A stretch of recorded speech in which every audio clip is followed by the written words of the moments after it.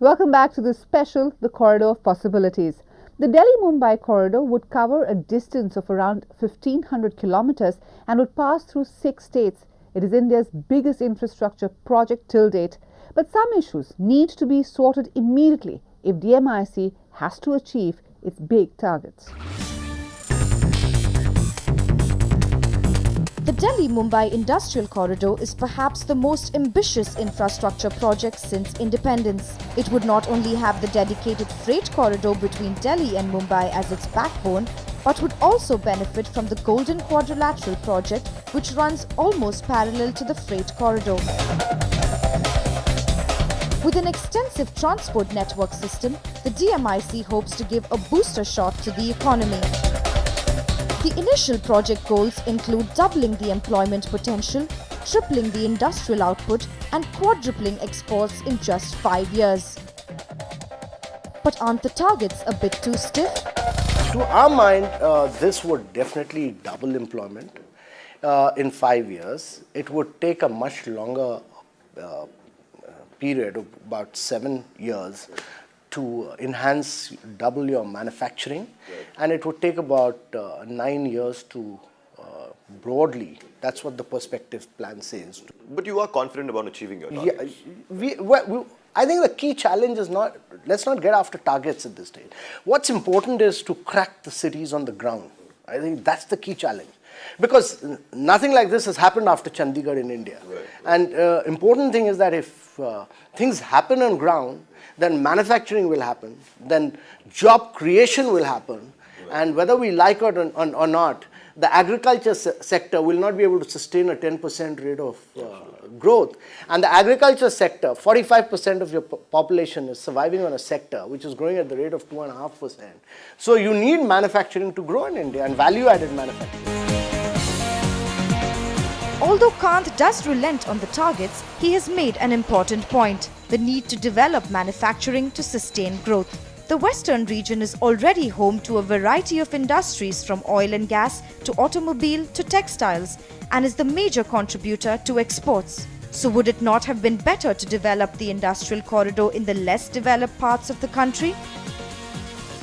I don't think as a country the government of India can say this is either or. They have to develop both these projects.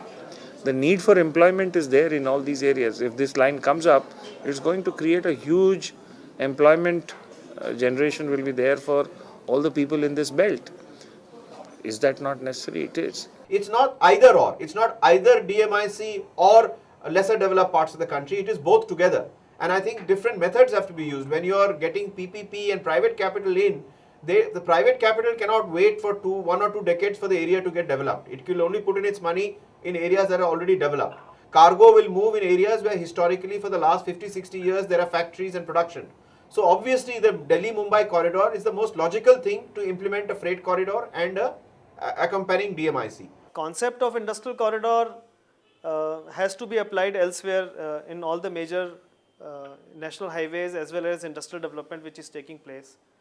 Because what essentially you are talking about, that the raw material to factory should move efficiently, and the finished product from factories to the distribution center and to the port should move efficiently, because typically the logistic cost in India is very high. It's not only highways but also the delays on the border, the overall inefficiency in terms of transportation. One truck typically takes from Delhi to Bombay 10 to 12 days. So those are the issues which have to be solved, and it is not only limited to Delhi-Mumbai Industrial Corridor. I think this is a pan-India issue and which has to be looked into. There is a dire need to improve the transportation networks in other parts of the country too. A recent study conducted by CII and Bain & Co. says that the actual investment in railways and roads would fall well short of the targeted investment. A grim situation considering the state of highways and the oversaturated rail network. There is no denying the fact that DMIC is a step in the right direction. But is it smooth sailing all the way? There are various challenges. I think the first challenge is in terms of the right financial structuring of the cities. I think the second key challenge is to get, as I said, to plan on an international scale and plan big. I think the third key challenge is to really get the best companies to execute your projects and bring in next generation technology into this project. And the fourth key challenge is to get long-term debt, because infrastructure project is of this nature requires debt of a very long period, which instruments of which do not exist in India. Perhaps the biggest challenge in front of the Delhi-Mumbai Industrial Corridor is its expanse. The project passes through 6 states with different political parties at the helm. And the recent string of events has shown that all is not well when it comes to the centre-state relations. And that might prove to be a big hurdle. Any large project of this kind would always involve, several state governments and things. My concern is I'm not sure whether there is adequate cooperation happening between different parts of the government to make it happen in time. So what does the man who is heading this ambitious project have to say? There is a general desire among states to do infrastructure, to create new cities. There's a general desire amongst politicians, I think, now, and there's a clear realization that you're going to win the next election when you deliver in terms of infrastructure.